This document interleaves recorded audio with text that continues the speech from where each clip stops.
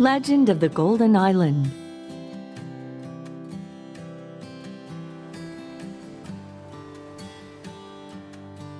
I live on a small island called Dongyin Island. My grandpa came to this island with great-grandpa and great-grandma from the mainland. They made a living by the sea and lived happily ever after.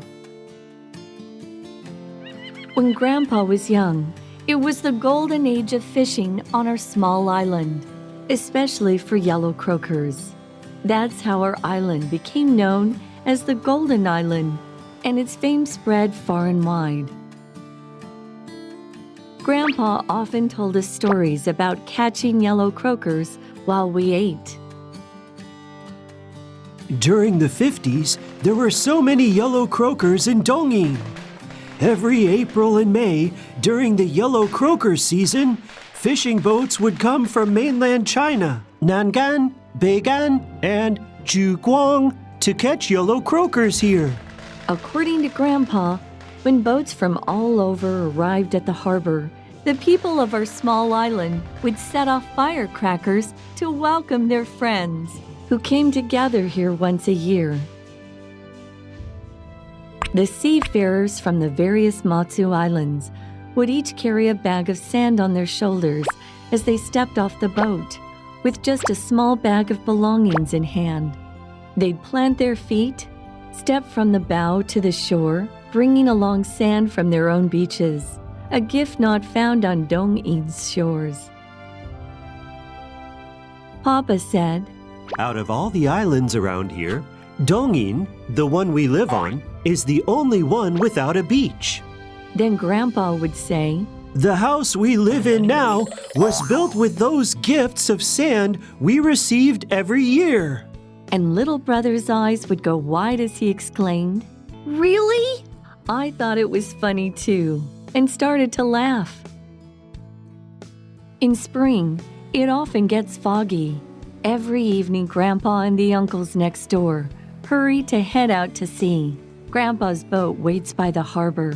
It's not very big, with a pointed bow that curves up. Eyes are painted on each side, making it look like a big fish that's great at swimming. Without any navigation system or communication equipment, Grandpa steered his boat through the thick fog, fishing for yellow croakers. When the fish were biting, he'd sometimes stay out the whole night. Every year from April to June, schools of yellow croakers come from the southeastern coast into the waters around Dongyin to spawn. Because of the pain in their bellies, they make sounds like boiling water. In those days, there were no fish finders. The key person on the boat, the chief officer, could hear the sounds and find the location of yellow croakers. When the fish gathered together, their calls grew even louder, and you could hear the sounds of yellow croakers from over 1,000 meters away at Alco, especially around 4 or 5 in the afternoon, when the water was low and was about to start rising. Listening for their calls was the most accurate way to find them, making it the best time for catching yellow croakers. One time, little brother said something he shouldn't have and got scolded by Mama.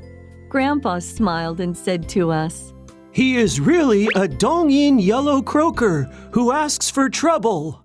So I asked, What does that mean? Papa said, It means the yellow croaker gets caught by fishermen because it makes noise. Papa explained. He continued, saying it also serves as a reminder that talking too much can be bad. One time while playing hide and seek, little brother just wouldn't stop talking. In the end, our cousin, who was it, caught him right away. We laughed and said, No wonder Grandpa always says little brother is a Dongyin yellow croaker who asks for trouble. Your great-uncle's boats are quite large, so they can always catch more yellow croakers.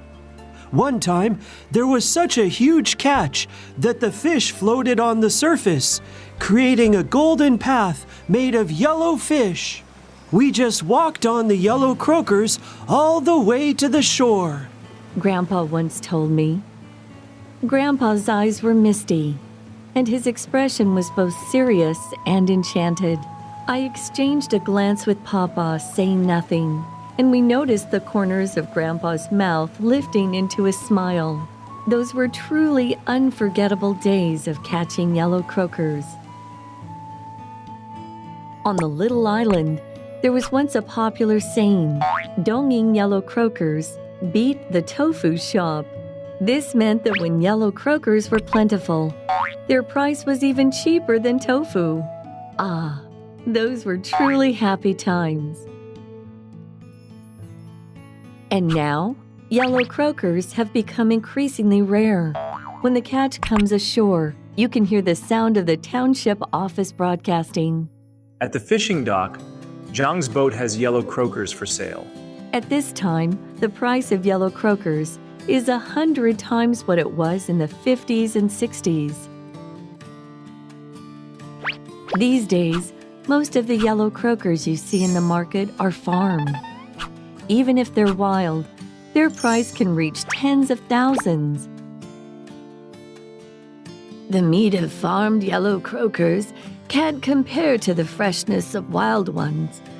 In the past, there were so many wild yellow croakers that dishes like pan-fried yellow croaker, fried yellow croaker chunks, and even yellow croaker steamed with rice wine would often appear on our dining table. I just couldn't help but keep eating one bite after another. Grandma would say, as if she were memorying about how tasty wild yellow croakers were. That day, when I got home from school, a sweet and sour aroma came from the kitchen. I saw Papa holding a spatula and Mama slicing ginger beside him. They were cooking our favorite dish, sweet and sour yellow croaker.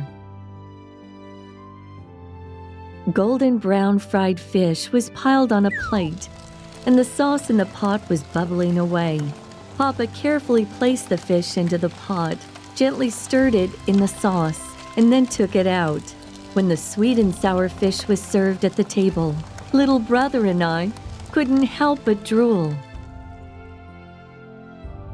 Grandpa loves to eat pan-fried overnight yellow croaker. Papa enjoys yellow croaker with rice wine. Mama's favorite is fried yellow croaker. And little brother's top choice is sweet and sour yellow croaker. One evening, Grandma made a dish for us using yellow croakers.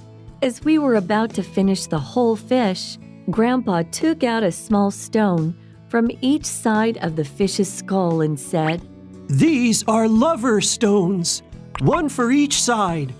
When you put them together, they look like a heart. I even gave one to your grandma when I was young."